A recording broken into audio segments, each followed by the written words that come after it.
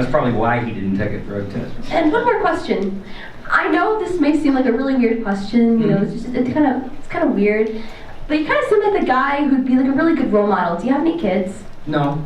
Oh. No, you know what it was is I was married for quite a while, but I was a substance abuser 30 years ago. I was drinking and drugging because I was in a band, and it went part and parcel to that whole thing.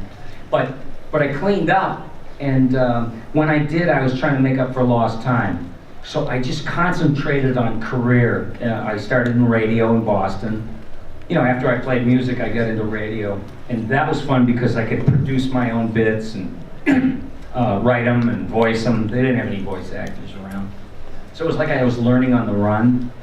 And then I got to where I needed to be in Boston, and then I said, I gotta move to New York. That's where all the big stuff is going on.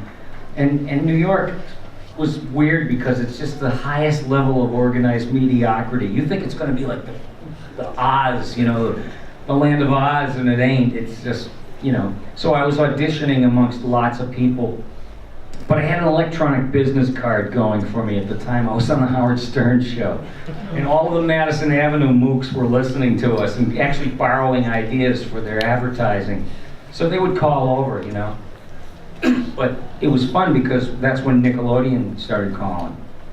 And I was asked to come in and audition for Ren and Stimpy. And my tape sold the show. I did both voices, and then the guy who created the show was going to decide he wanted to do the other voice, one of the voices. And but it was just like, you know, I see the descriptions and I can't figure out what they are. Are they mosquitoes? Are they microbes? What? You know, it was really abstract looking. And it was a big brain dead cat and a quintessential a-hole asthma hound chihuahua. You know, who's like south of the border, but he's got Kirk Douglas mixed in, and his character. You know, that's what the guy wanted. It's like Kirk Douglas in you know, Police Story. It's like, I can't eat this slop. You know, everything was like, I shall kill you, you fool, you bloated sack of protoplasm. And then Stimpy was like, hey Ren, will you fighting me? And he was kind of innocent and childlike, and they based the voice on, believe it or not, one of the Three Stooges. Everything I do has something from them in it. Yeah, there must be something wrong with me, but it works because it's so goofball. You know, like Larry was the stooge in the middle. He had the frizzy hair and he was bald on top. And everybody could do curly and everybody could do mo, but nobody gave a damn about Larry except me. You know, he was so, it was sublime. It was this nothing voice that I couldn't get a hold of.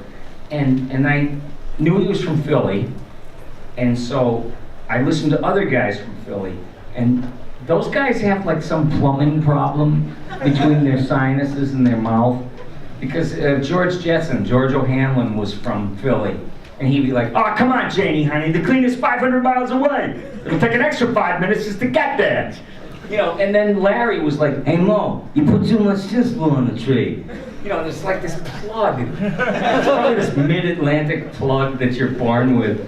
And, but that voice became Stimpy, Larry, you know. Like, hey, Mo, I peed on my shoe.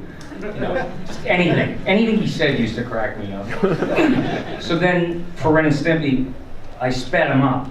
You know, just sped him up and made him adhere to a cartoon universe better than, like, I didn't want him to sound like a depressed old Jewish guy. You know, my hernia. Zachem.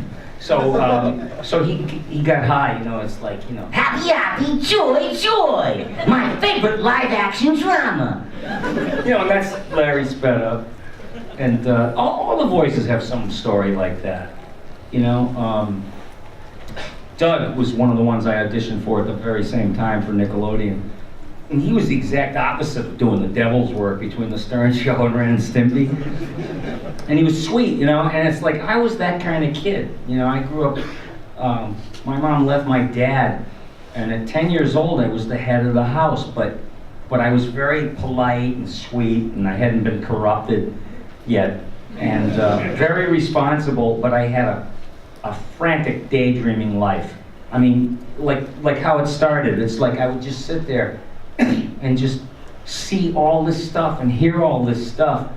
I wasn't schizophrenic, you know, because I would have known that by now. I would have been diagnosed.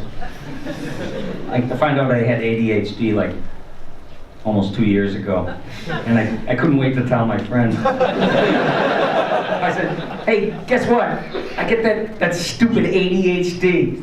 And one of them goes, "You paid someone to tell you that?" Yeah, all I have to do is look down and my leg is going like, I gotta get out of here. What are you gonna do? I don't know. Shut up, both of you. Those voices, like I told you about Zoidberg and Zapp Brannigan, since I came up in radio, there were a lot of guys left over from the old days. I always called them big dumb announcers because they loved the sound of their own voice so much, and it was an environment back then where they wanted guys with these big sonorous voices.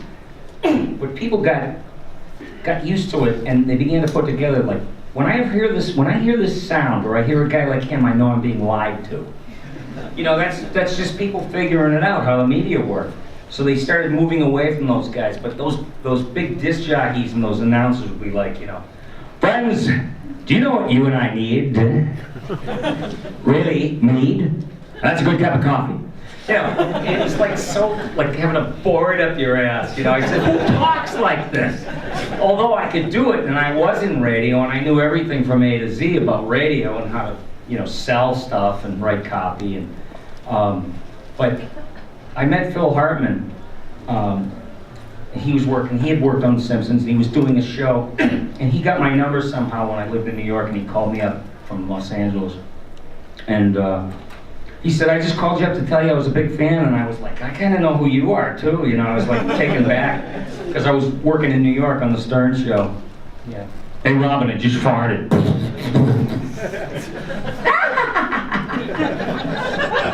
So, in a nutshell.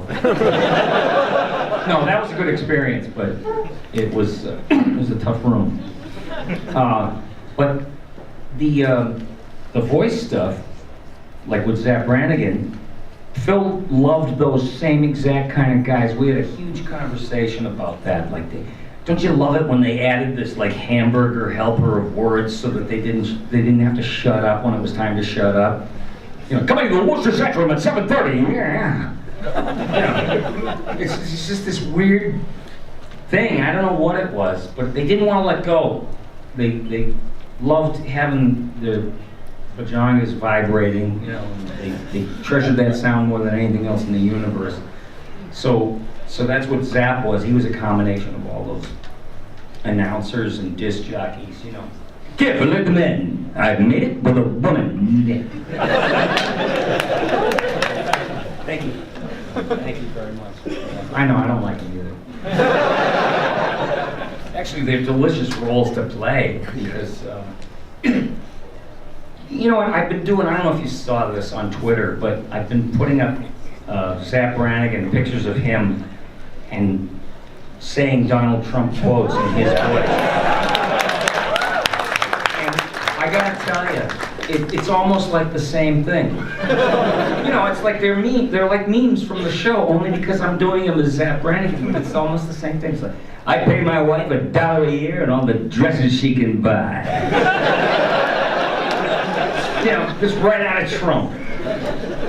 I forget where I am. It's like, you don't give a dismal damn about him. But I'm like worried, you know, what's going on? And so then other quotes were like, "What I said is what I said." You